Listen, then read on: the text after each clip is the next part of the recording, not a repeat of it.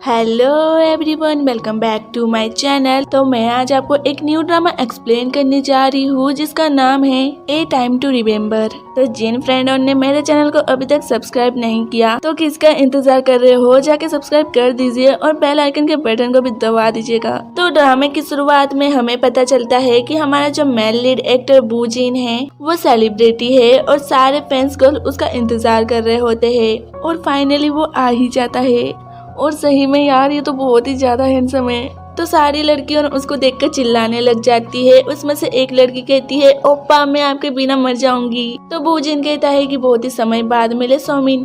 तो वो लड़की बहुत ही खुश होकर चिल्लाने लगती है कि इन्होंने मेरा नाम लिया। और यहाँ पर हमें पता चलता है कि बू जिन की याददाश्त बहुत ही तेज है। तो नेक्स्ट सीन में हम देखते हैं कि बू जिन का इंटरव्यू चल रहा होता है। तो जो इंटरव्यू ले रही होती है वो बू जिन को कहती है कि आप अपने फैंस को उनके नाम से पुकारने में फेमस हो, तो इसका सीक्रेट क्या है। तो बू जिन कहता है कि जो फैंस मुझसे प्यार करते हैं मैं उनको याद रखने की कोशिश करता हूँ। तो वो कहती है फिर भी बहुत ही सारे फैंस हैं, उनके नाम याद रखना आसान नहीं होता है, तो आपकी याददाश्त बहुत ही अच्छी है। तो वो कहता है हाँ, मुझे अपने याददाश्त पे गर्व है। तो फिर इंटरव्यू खत्म हो जाता है और वहाँ पर बू जिन की मैनेजर सोयन आ जाती है। तो बू जिन कहता है तुम यहाँ पर क्या कर रही हो। तो सोयन कहती है मैं तुम्हें देखने आई हूँ ताकि पता चले कि तुम अच्छा काम कर रहे हो कि नहीं। तो बू जिन कहता है कि आजकल तुम्हारे पास बहुत ही समय है। तो वो कहती है कि मैं बहुत ही बिजी हूँ। तो वो कुछ बहाना बना के वहाँ से चला जाता है। तो नेक्स्ट सीन में हम बू जिन को उसके घर में देखते है। तभी पीछे से एक लड़की आके उसको हक कर लेती है। तो वो कहता है तुम उठ गई। तो वो लड़की कहती है कि तुम आ गए तो मैं कैसे सोती, और कहती है कि तुम थक गए होंगे ना। तो वो कहता है कि जोंगन बस तुम्हें देखने के बाद मेरी थकावट, इतने में वो लड़की गायब हो जाती है और हमें पता चलता है कि वो इमेजिंग कर रहा था। एक्चुअली जोंगयो बू जिन की गर्लफ्रेंड हुआ करती थी और उन दोनों का 1 साल पहले एक्सीडेंट हो गया था और वहाँ पर बू जिन जो है वो बेहोश हो गया था। तो फिर जोंगयो का क्या हुआ वो नहीं पता और वो हमेशा जोंगयो की यादों में बहुत ही सैड रहता है। तो अगले दिन सोयन बू जिन के घर आती है तो देखती है कि वो घर पे नहीं है। तो वो उसके असिस्टेंट किम जो को कॉल करती है। तो यहाँ पर उसके असिस्टेंट को भी नहीं पता था कि वो कहाँ गया है।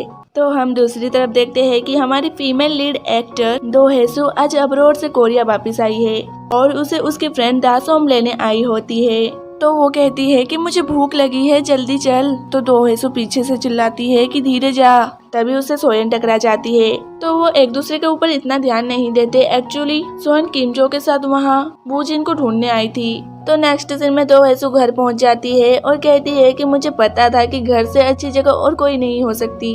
तो दासम कहती है कि बस कर, ये मेरा घर है, मैंने इस घर के लिए खून पसीना बहाया है। तो वो कहती है कि अब बस भी कर। तो दासम कहती है तू आराम कर, मैं कैफे जा रही हूँ। एक्चुअली दासम का एक कैफे है। तो दो हेसु कहती है कि क्या आराम करूँ, मैं 1 साल से तो बिस्तर में ही पड़ी थी।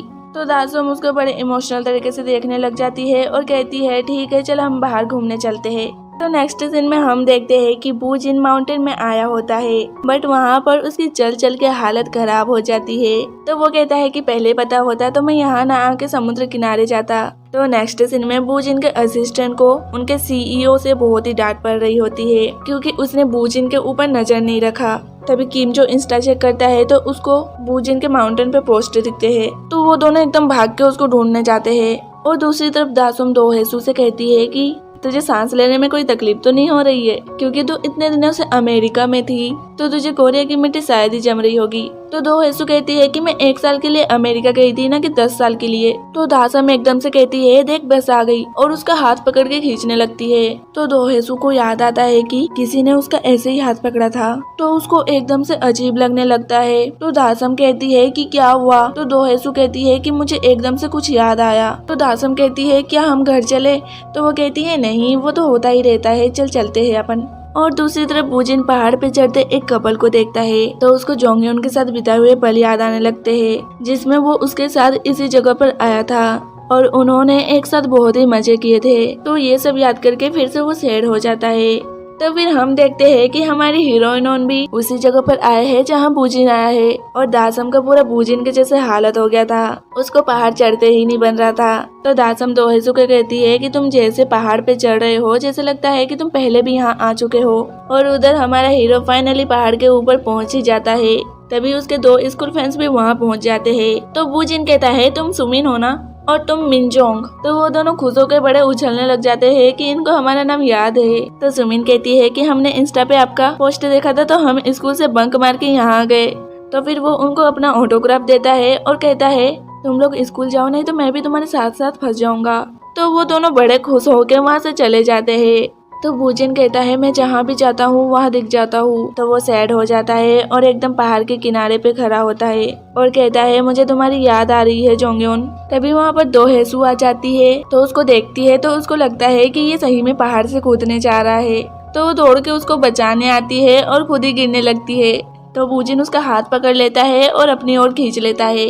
तो वो दोनों एक दूसरे को देखते रह जाते हैं। तो वूजिन एकदम झटके से उसको छोड़ता है और कहता है तुम कौन हो, अचानक ऐसे क्यों आई, तुमने मुझे डरा दिया था। तो वो कहती है नहीं ऐसा नहीं है। तो वूजिन कहता है तुम अचानक मेरे ऊपर कूदी, क्या तुम मेरे फैन हो, मेरे साथ फोटो लेना चाहती हो। तो 2 हेसू कुछ बोलने ही जाती है तो वो उसकी बात काट देता है और हंसने लगता है और कहता है कि पहली बार ऐसा हुआ है। वो तस्वीर लेने के बारे में पूछ भी तो सकती थी। तो वो जोर से चिल्ला के कहती है कि सुनो मुझे लगा था कि तुम गिरने वाले हो तो मैं तुम्हारी मदद करने के लिए आ गई, तुम बिना मेरी बात सुने ऐसे कैसे कह सकते हो। तो वो जाने लगता है तो 2 हेसू उसे जाने नहीं देती है और उससे बहस करने लग जाती है। तभी वहाँ पर दासोम आ जाती है और उनको लड़ते देख रोकती है और उसका ध्यान एकदम से वूजिन के ऊपर आता है। तो वो एकदम शॉक में आ जाती है और बेहोश हो जाती है।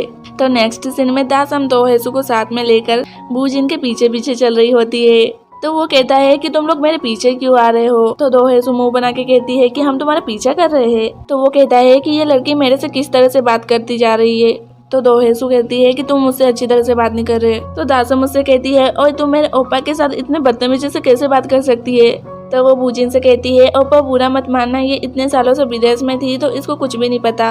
तो 2 हेसू दासोम को लेकर वहाँ से जाने लगती है और जाते जाते वूजिन को धक्का मार के जाती है और बेचारी 2 हेसू पीछे से चिल्ला रही होती है कि ओपा मैं आपको कभी नहीं भूलूंगी। तो वो कहता है कि ऐसे लोग कहाँ से आते हैं। तो फ्रेंड्स ये पार्ट यहीं पर खत्म हो जाता है। तब तक के लिए बाय बाय और प्लीज जाते जाते चैनल को सब्सक्राइब कर देना।